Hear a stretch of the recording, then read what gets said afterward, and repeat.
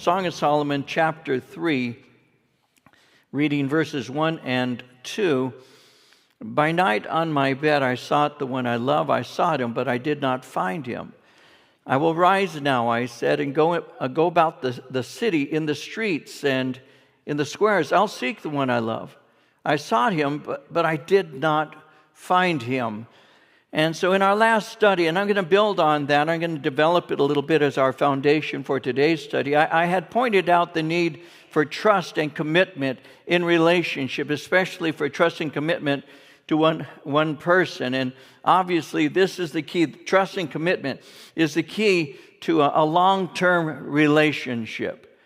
And so as I build on that, I would add a couple of things. I'd review some of the things we looked at so I can build up our introduction here into chapter 3. But I would say that if you're in a relationship and it's moving on, there are things that you probably might want to maintain. For example, maintain what attracted you to one another in the first place and build on that. Build on friendship. That's an especially important thing for you to build a relationship on. There's so many things that we find as foundational in what is attractive about somebody to us. But I really believe that the thing that has built my relationship, I'll use that in a personal way, with my own wife, has been that we're friends. So we built on friendship, and that's a very, very important part of our relationship. And the reason that I think it's important is in friendship, we know that friends support and encourage one another. It's a good foundation. When you look at the certain things that make up friendship, friends share the same beliefs and values. Friends respect one another. Friendship is tested over time. And a friendship will go through various trials. And though it goes through those trials, it lasts. Good friendships are grounded in loyalty and love, on honesty and faithfulness. Those are all important aspects to a friendship. And in Christian friendships, believing friends challenge one another to continue in the Lord and to continue to grow in the things of the Lord. Christian friends will encourage one another to both be good and do good to other people. Friends will show one another respect. They listen to one another closely. They hear the heart and not just the words. They guard the relationship. They don't let the fire go out. They rekindle it when it's needed. And so these are things that are very important. They don't allow things to undermine it. In chapter 2, verse 15 of Song of Solomon, it said, "Catch us the foxes, the little foxes that spoil the vines. Our vines have tender grapes." So it's the little foxes that spoil the vines. That's why we guard our relationship. Because it's usually the small things that add up to big problems. If I were to give advice as I'm developing my introduction, if I were to give advice, I'd say make a habit of dealing with problems as quickly as possible. Don't let them fester overnight or over time. Because if you don't deal with the problems that you're having at the beginning, they become ingrained and they become part of the relationship, and then ultimately the relationship becomes toxic. Now, not all differences need to be dealt with, but some things have to be. You don't just mature necessarily out of bad habits. Bad habits need to be broken. And bad habits are broken by decisions that are made to break those bad habits. And so as you're involved, and this again, we're going to move into other things, but in review, as you're looking at this passage and all of that, I've been sharing concerning relationships, and I've pointed out that some of the small foxes can be things that you overlook but don't realize the intensity or how bad they actually can be. For example, you might have a girlfriend, or you might have a guy in your life, or boyfriend, if they call him that anymore, I don't know. If they identify as a boyfriend, I don't know. But anyway, they may be insecure. They may be jealous. And you're kind of flattered at first, because you think that their insecurity and jealousy is a demonstration of their love for you. And so you might not notice it. You might not realize that that's really not a good thing. Now, obviously, there are some things that we would term a jealousy that that is a proper jealousy. Exodus 34:14, for example, says, "You shall not worship any other god, for the Lord whose name is jealous is a jealous God." And so there's a certain kind of jealousy that's actually proper. God speaks of himself as jealous. Why is that? Because he allows no rivals. Love and devotion are to be given to him alone. He shares this with no one else. So when it comes to a God who is jealous, in our relationship with God, we're intended by God, created by God, to worship him alone. And in a relationship, there's a certain amount of jealousy that could be called proper. It's not insecure. It's not controlling. It's speaking of a faithful loyalty. And I'll develop that a little bit more some other time. But on the other hand, there can be a sinful, possessive, insecure form of jealousy. It's the kind of jealousy that's controlling, emotionally damaging. That's not a good jealousy. When I went out with the girl who I ultimately married, when I took Marie out for the first time, my brother Frank worked with her. And he said this to me. He said, "David, if you're a jealous kind of guy, don't go out with Marie, because she has a lot of friends, and she's very friendly. So if you're jealous," and I'm not, so I said, "That's fine." So the second date that we had, we went out, we went to a movie. And at the end of the movie, we stood up. It was only our second date. I stood up, we were about to leave, and she points across the theater, and she says, "I know those guys over there." And there she goes in a beeline. She goes walking around the theater all to the other side, and I have to follow her, kind of feeling like a doofus as I was doing that. But I remember walking with her there and just kind of standing there as she walks up and taps some guy on the shoulder. "Hi, how are you? I go to school with you. We're in the same class." And I'm kind of standing there. And you guys know how awkward it would be for you to see a girl with a guy standing looking at you like, "So what? You know, that's my girl, boy." But no, I was just standing there awkwardly. Like and so that's Marie. She's been that way since I met her. So you can't be jealous. You can't have that kind of weird, possessive, insecure jealousy. You can't have that. It's unhealthy in a relationship. And I don't have that. Thank God I don't. I don't have that. But I do have the proper kind, and again, I'll share something in the future a little bit about that. The proper kind that says, "This is mine. She belongs to me, and we belong together." Again, there's a jealousy that's controlling and emotionally damaging. Though it may be kind of flattering at first, it can become very tiring. You know, when they're asking questions like, "Where did you go? Who are you with?" When they begin to go through your social media, they check out your phone messages.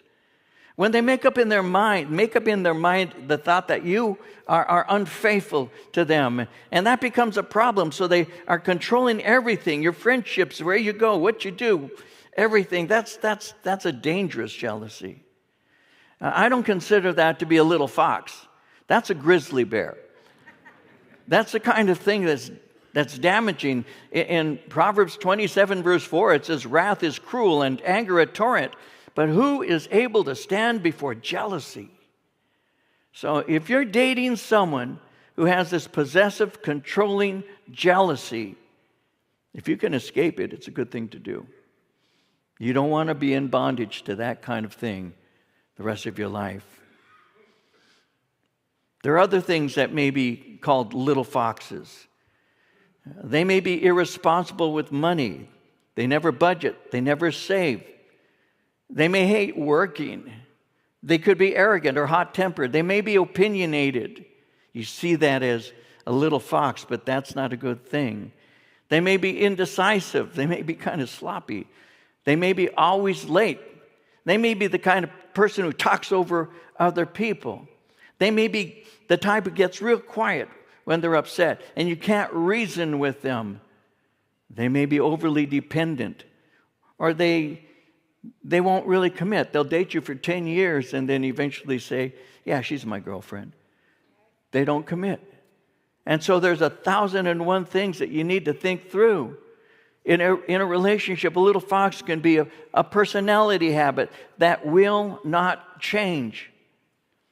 They're the kind of person who will stay up late visiting with people or correct people or complain about people. They may have a little fox. They don't keep the car clean.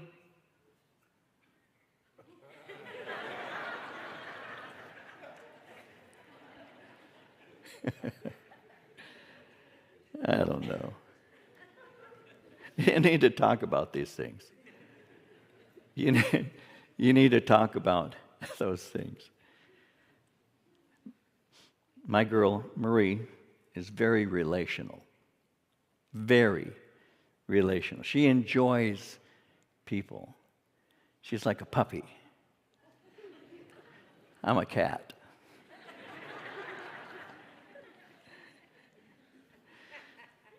When we were first dating, we hadn't gone out for more than a few dates. I went to pick her up, and again, you need to know, I was driving from Norwalk to Ontario, and to me that was a long drive. I'd never taken a girl out who lived more than a few minutes away from me. Now I'm driving 45 minutes or so to get here to be with her, and for me it's an effort. And as I arrive, I go into the apartment she was sharing with her friends, and I said, "You ready?" And she goes, "Yeah." And she turns to her roommates. She had two of them. And she says, "You guys want to go with us?" And they go, "Yeah." And I remember looking at her. And they said, "We'll get our things." And they go into the room.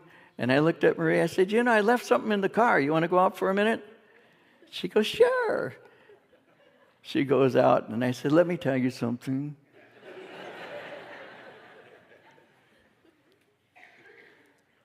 I said, I didn't drive her 45 minutes to see your roommates. I drove 45 minutes to see you. And it would be a good idea if you asked me before you invite someone along." See, that's part of how we had to learn each other's habits. She's like, I told you, she's the puppy. Hey, the more the merrier. I'm the cat. Get out of here. Leave me alone. You need to know whether you can live with that. You need to know whether that's part of what you can be. Because the two become one. That becomes you. That becomes your relationship. And you have to be aware of that. Not in a controlling way, but in an honest way. Marie realized, I said, "Listen, of course," and I loved her roommates. They came to my Bible study. It wasn't that I didn't like them. But I told her, I said, "Marie, I came out to see you and want to spend time with you." So those are the things that you learn very, very early in the relationships, and it's very important.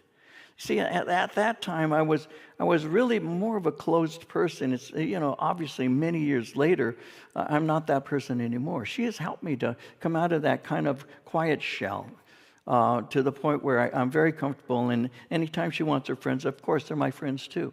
But at the beginning, I had to learn that. She had to learn that about me. These are things to know. And so, in the case of the Shulamite and Solomon, the little foxes are being taken care of, and we've seen that love between them has not only is there, but it's growing, it's blossoming, if you will.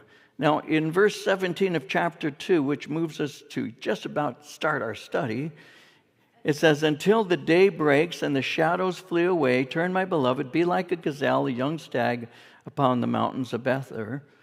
The small invasive things have been taken care of, so her love has grown passionately. This is actually an invitation to him that she extends because she's desiring him. Again, the Bible does not frown on sexual intimacy. As I've been saying to you, it was God's idea in the first place. Within the borders of marriage, a love-filled marriage, the intimacy is blessed and best enjoyed. In Proverbs 5:18 and 19, it says, "Let your fountain be blessed, and rejoice with the wife of your youth. As a loving deer and a graceful doe, let her breast satisfy you at all times, and always be enraptured by her love." The Journal of Marriage and Family stated that the highest levels of sexual satisfaction were reported by individuals who were married, monogamous relationships, while those who were single or living together reported lower levels of sexual satisfaction. In marriage, there's love and commitment that is for a lifetime. Promises have been made to one another, and an oath has been made to God. And that develops in the relationship. It develops within that relationship a unity that is much stronger than just having intercourse when you feel like it with some stranger or somebody that you kind of like.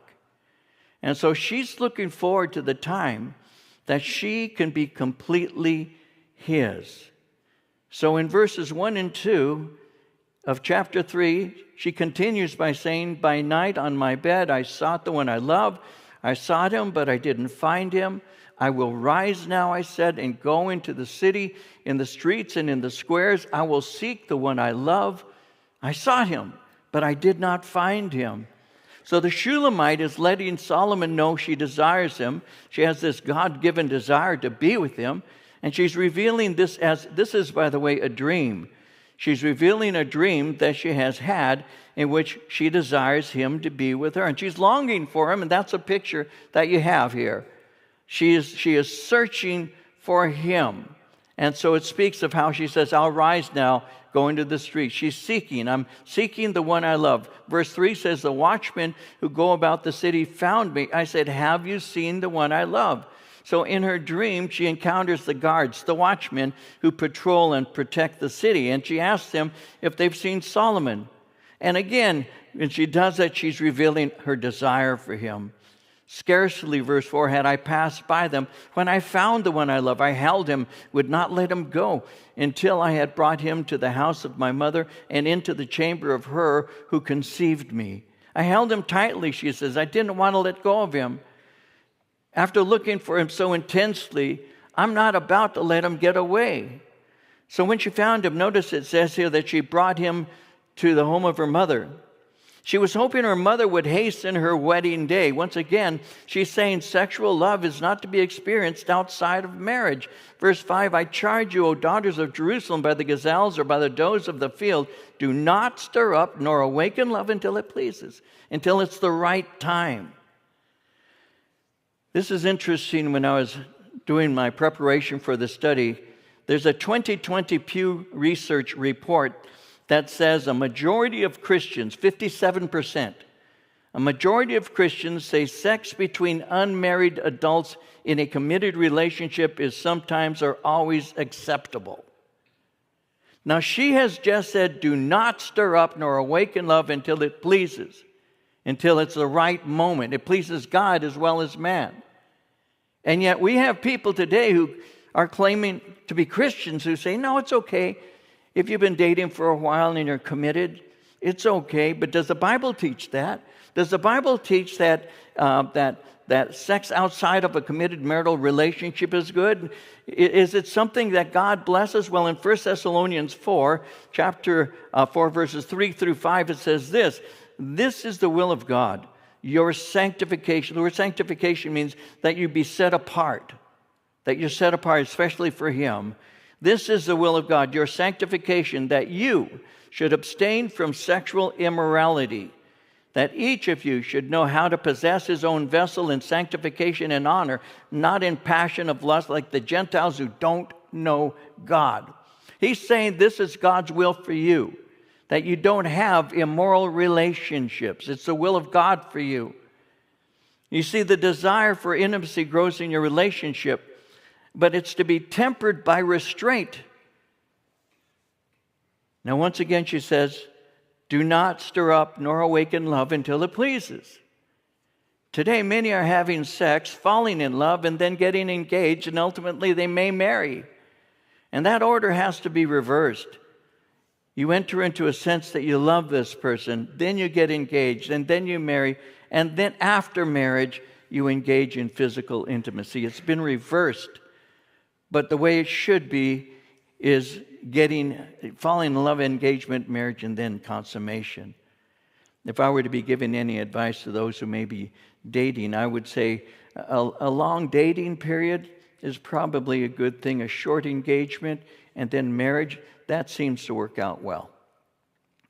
People who have long engagements sometimes begin to think that they're in a marital relationship already, and that's where some problems can actually develop. So I would say, date till you know each other, have a short engagement, and then get married. That seems to be very practical. Now, a little more advice and we'll move on a bit. I would say, whether male or female, break up with anybody who pressures you to have any form of sexual intimacy. Anybody saying that having sex does not make you different is lying, or they're just shallow. When you have intimacy, you change forever. Not only do you change forever, you see yourself differently. And those who know you see you differently. There are permanent changes when that takes place. Be aware of that. And if you've entered into sexual relationships outside of marriage, that's called sin. And I would encourage you to repent. And I would encourage you to return to the Lord and to start over. You don't need to stay there, because the Lord doesn't bless that and calls it sin. And don't be deceived into thinking it's not harmful. It destroys. And it is. So be aware of that. Now, obviously, the heart of any good relationship that leads to marriage is spiritual. I read something I consider very interesting recently. I read that those who read their Bibles together daily divorce at a rate of 1 out of 1,050. Think about that. Those who read their Bibles together stay together. Get in the Word together. If you're dating, get in the Word together. Obviously, if you're married, stay in the Word together. Go to Bible studies. Have your devotions. Build your relationship on the things that matter. Because remember, a marriage is really a union between two that is supposed to be a picture of Christ and the church. It's a very deeply spiritual thing. And so the heart of every good marriage is spiritual. And intimacy flows out of that bond. And it's a spiritual relationship that cements you, that keeps you together. And that's why wedding ceremonies center on Jesus Christ and vows that have been made to Him. You see, if He brought you together, He should be at its center. And a good marriage is held together by a shared faith in Jesus Christ. In Ecclesiastes 4:12, it says, though one may be overpowered by another, two can withstand him, and a threefold cord is not quickly broken. And so we're looking at a time when she's about to get married, and now, verse 6, who is this coming out of the wilderness like pillars of smoke, perfumed with myrrh and frankincense, with all the merchants' fragrant powders? Behold, it's Solomon's couch, with 60 valiant men around it.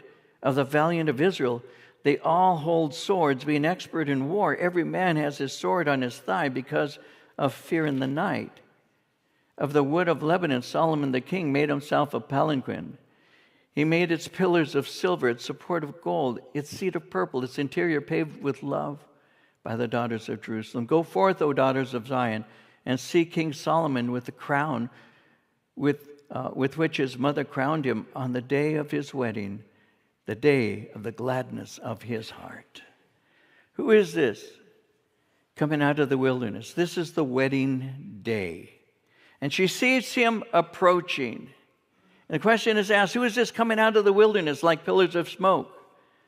And this is a picture of Israel being led through the wilderness, wandering by a pillar of fire and smoke. This reveals that God is the one who brought Solomon to her. This is the moment that she was born for, when God brought her husband to her. And that's how it should be when you finally marry. You shouldn't be up there saying, how do I get out of here? Where's the exit? It should be exciting. It should be a moment that's filled with joy. Your wedding day isn't just some formality. It's not only a legal ceremony. Today there are people who refer to their weddings as my first wedding or my starter wedding. Think about that for a minute.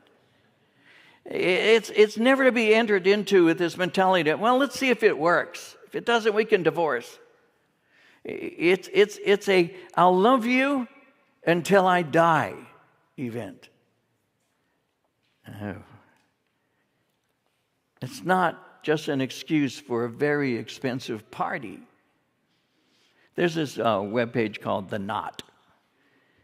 And I looked at it. It said the national average cost of a hometown wedding in 2023, the average cost for a hometown wedding was $35,000. Yeah.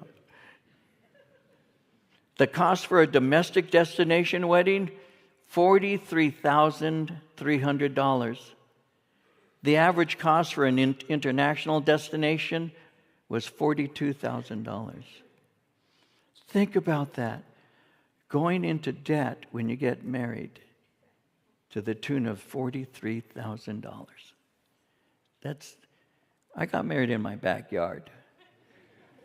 And our wedding banquet was Colonel Sanders. Yeah, I was a big spender. If I were to give advice, once again, have a modest wedding. Be responsible with your finances from the beginning. And if you're going to spend money, don't go overboard, but spend the majority on your honeymoon. Have a great honeymoon. You know, we had 2 days, Marie and I. I was a student. And so we had a 2-day honeymoon. The first day we went to San Clemente. And I thought I didn't know. I'd never been to San Clemente. I thought it was overlooking the beach.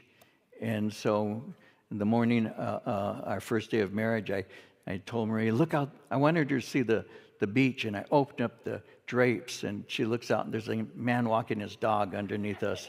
I said, well, isn't that beautiful? Then the next day we went to a cabin, and she's still mad at me because I made her make me dinner. She says, my honeymoon, you're making me cook? Yeah, get used to it, woman.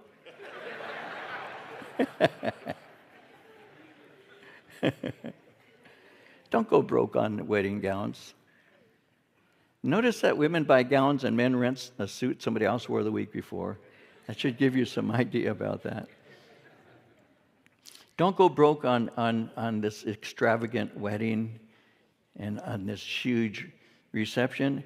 Remember to keep the Lord Jesus Christ at the center of everything you're doing if you're a believer.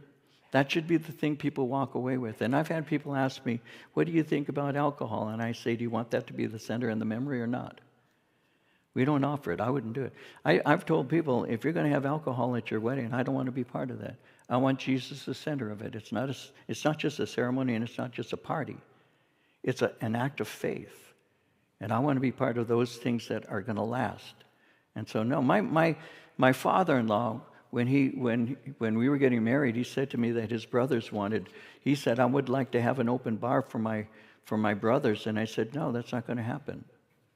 I said, well, why not, Dave? I said, because I'm here to celebrate who Jesus is. I don't want to be serving alcohol at my wedding. No, we're not going to do that. And that was all these years ago. You know, Jesus has to be the center. I want people to walk away knowing that we love him. And it's not a party. This is a celebration, something that God put together. We need to understand that. Some of you may understand, others may disagree. But if you want to keep the Lord in the center, beginning with him in the center. Again, it's an occasion that's filled with joy and celebration, but it's also a celebration to bring glory to the Lord. I remember someone, after a wedding that I did, somebody complaining. They said the wedding ceremony was too religious. Think about that one for a minute. In 1 Corinthians 10:31, whether you eat or drink, whatever you do all to the glory of God. In Colossians 3:17, whatever you do in word or deed, do everything in the name of the Lord Jesus, giving thanks to God the Father through him. So this is something to bring glory to the Lord. So the question again in verse 6 is, who is this coming out of the wilderness like pillars of smoke? This is a picture of celebration. It's joy. It's centered on God. Wilderness is a dry and barren land, and Solomon is coming out of a dry and barren land to her, and he's bringing with him joy. And Solomon has prepared himself for his bride, and it's a very deeply spiritual moment, and he's leading a procession as he makes his way to her. It speaks of smoke and myrrh and frankincense, and all of those in Scripture are associated with worship and sacrifice. Again, marriage is deeply spiritual, with God's leading, sacrifice, and worship at its core. And a Christian husband is to bring life and joy to his wife. He's coming out of it in a picture. He's coming out of a dry and thirsty land, but he's bringing joy and peace with him. And that's how it ought to be for us as we get married. It's deeply spiritual. Now notice in verses 7 through 8, it speaks of Solomon's couch with 60 valiant men around it, the valiant men of Israel. 60 valiant men, they're his groomsmen. And they're there to secure and protect. They're securing her from disturbance. Again, it gives a picture of a solemnity, if you will. These are men who are there to protect Solomon and his bride. And so this reveals a man who is determined to protect his bride from all harm. And he's making it clear that her safety is now in his hands. And he's saying, I will protect you. The husband becomes the protector. That's a new thing, isn't it, fellas? I can remember when Marie and I were just married and all. I remember I was in bed and I heard a sound in the house. And I still remember thinking, where's Dad? And then I heard myself say, you're Dad. You got to get up. So I told Maria, I said, I'm thirsty, honey. Could you get me a glass of water? If you need help, just call. I'll be there. No, I'm going to protect her. It's one of those moments when, at the wedding, everybody there is saying, what a blessing it is to be here, to see this. Because there have been weddings where the people are there saying, this is a big mistake. I had someone 40 plus years ago, over 40 years now, asked me to perform their wedding. And I said, I'm sorry, but I can't do that. No, I won't. And at the wedding, I went as a guest because I loved the people getting married, but I didn't believe they were going to make it. And I said, no, I won't. And his father walked up to me after the service and shook my hand. And I didn't really know this guy. But he said, thank you for not performing the ceremony. And within a year, they were divorced. So there are times that you get together and you say, this is not a good match. This is not something that should be taking place. But in this particular case, they were excited. They were beautiful. It's a beautiful thing. In verses 9 and 10, it speaks of the wood of Lebanon, Solomon, the king who had made himself a palanquin. That's a portable enclosed chair. We've all seen it. It's like a small carriage for him as well as for her to be carried in. So it's a picture of a groom caring for the bride in every way. Now, she's not well off. She may very well even been financially poor. But he's making her see that she's his queen. And in this, she sees her own value. And she's seeing herself through his eyes. He's showing her and the world how valuable she is to him. My wife sees her value through my eyes. How I see her matters. I didn't realize that for a long time, and a lot of us husbands don't. We're just different. We're programmed differently. We don't see that. We have to learn that. And so the fact that he's making all of these overtures and all for her is showing her how valuable she actually is. It's overwhelming, the beautiful fragrances, these valiant men, this royal carriage to come and take her away. It's overwhelming to her, but she sees how much he values her. And he's bringing protection as well as security to her. Notice that in verse 10, he made its pillars of silver, its support of gold, cedar purple. It's a royal thing. But its interior is paved with love by the daughters of Jerusalem. And so he brings not only protection, but security, even from financial concerns. Now, my wife didn't marry me because she thought I would be a rich man. She knew that I wouldn't be. I was a student when we met, and I really didn't know where I was going to end up. I had a sense and I wanted to do, but I didn't know. But Marie just signed on, and she trusted me to provide for her the best that I could. And she knew that she would marry a man. She was marrying a man who would do all that he could to care for her.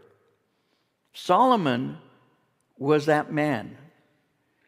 He was a man she could safely trust in. This is the kind of man every woman would be blessed to have.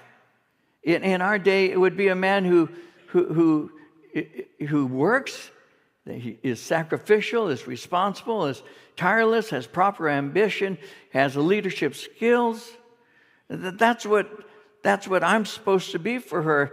And if I'm this way at work, being these things, sacrificial and all, she would expect me to be that way at home. Sometimes we may think that a good marriage just ends up being good all by itself. But a good marriage is something you work tirelessly on. It's something that you actually put effort into. You learn to forgive. You learn to deal with conflicts. You learn to have reasonable expectations. You make a decision that no matter what we face it together. We're going to make it no matter what the cost. Marie and I have a term that I use with her. I chose us. It's not about me, and for her, it's not about her. It's about us. The two became one. And so together we can do anything. Together we will do everything. And no matter what it is we go through these things together. We don't allow these things to separate us. And it's all because of the Lord. And our faith in Jesus Christ makes all things possible. That's how marriages are supposed to be. Ecclesiastes 4:12 says, though one may be overpowered by another, two can withstand him, and a threefold cord is not quickly broken. So the Lord holds us together. We're bound in him. And that's the thing that Solomon is offering to the Shulamite, everything including his faith in God. Now in verse 11, it says, go forth, O daughters of Zion, and see King Solomon with a crown with which his mother crowned him on the day of his wedding, the day of the gladness of his heart. Now, during the time of Solomon, the groom actually had a crown. It's a picture of independence. He's establishing his own family and his own home. In Genesis 2:24, it says, therefore shall a man leave his father, and his mother shall cleave to his wife, and they shall be one flesh.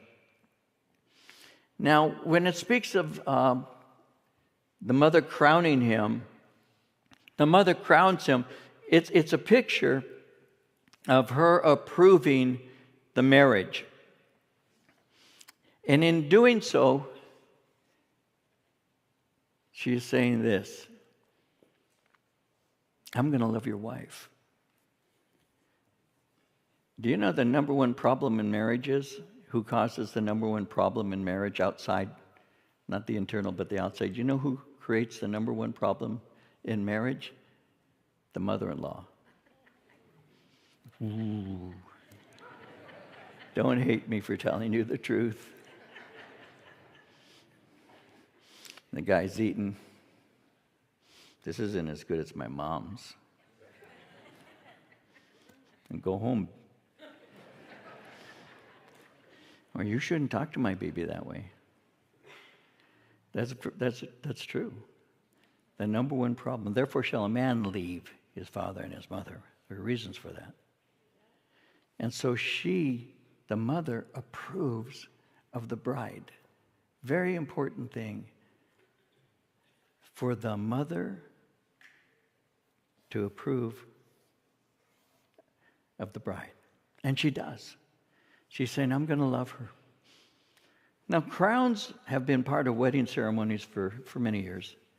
Women have a veil, sometimes held in place by a cap or a crown of flowers.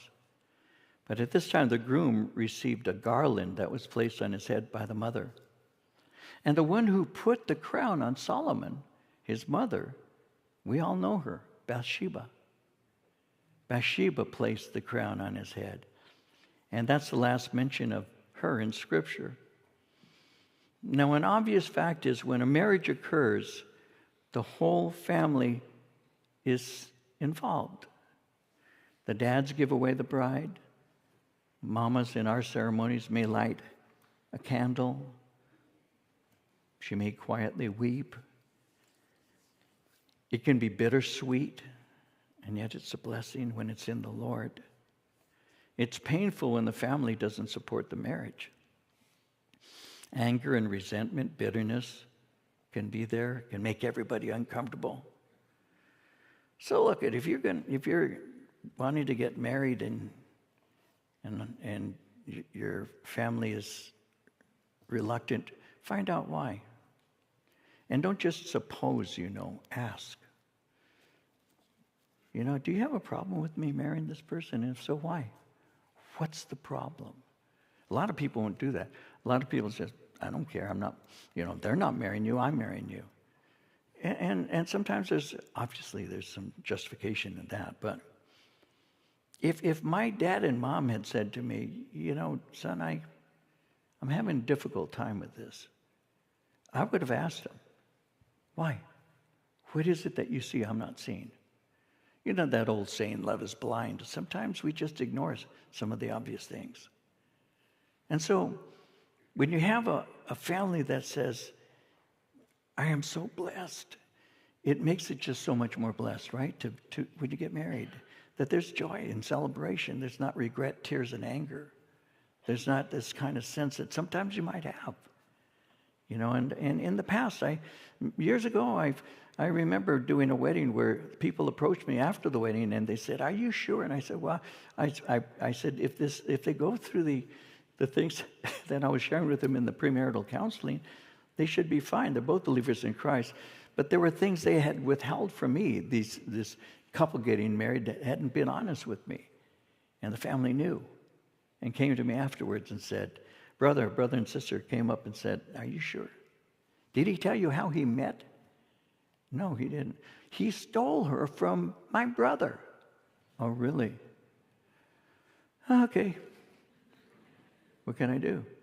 See, so there are things sometimes that may cause a wedding to be very upsetting. So I really do believe in, as practical as I'm trying to be in this, is if there's a sense that this isn't good, I have a tendency of asking why. Why isn't this? What are you concerned with? So I can have my eyes to see. I want to know. What is it that you're disapproving of? Because sometimes those concerns are legitimate, and you need to work those things through. And sometimes those things should be brought up in premarital counseling so they can be worked through. And so it's painful when a family doesn't support the marriage. Now, Solomon's wedding day was a day of joy and beauty. It's a day of holiness before the Lord. All was well with them before man and God. It's the day of his wedding, the day of the gladness of his heart. It is a joyful celebration where he's there, and they're marrying, and they're looking at each other in whatever way they did during that day. But his heart is filled with joy.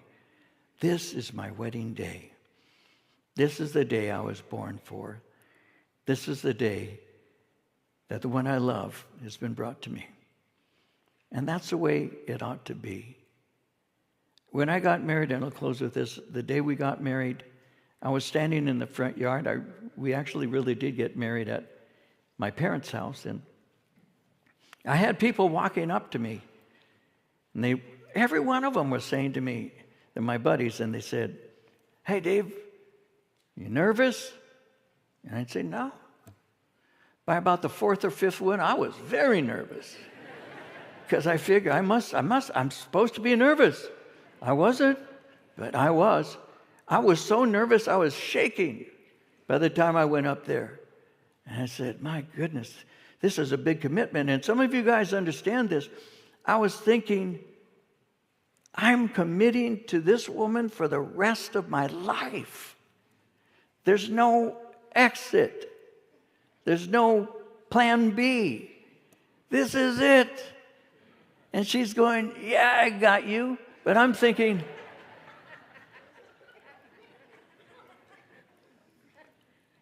there were 3 girls in my wedding that wanted me to go out with them.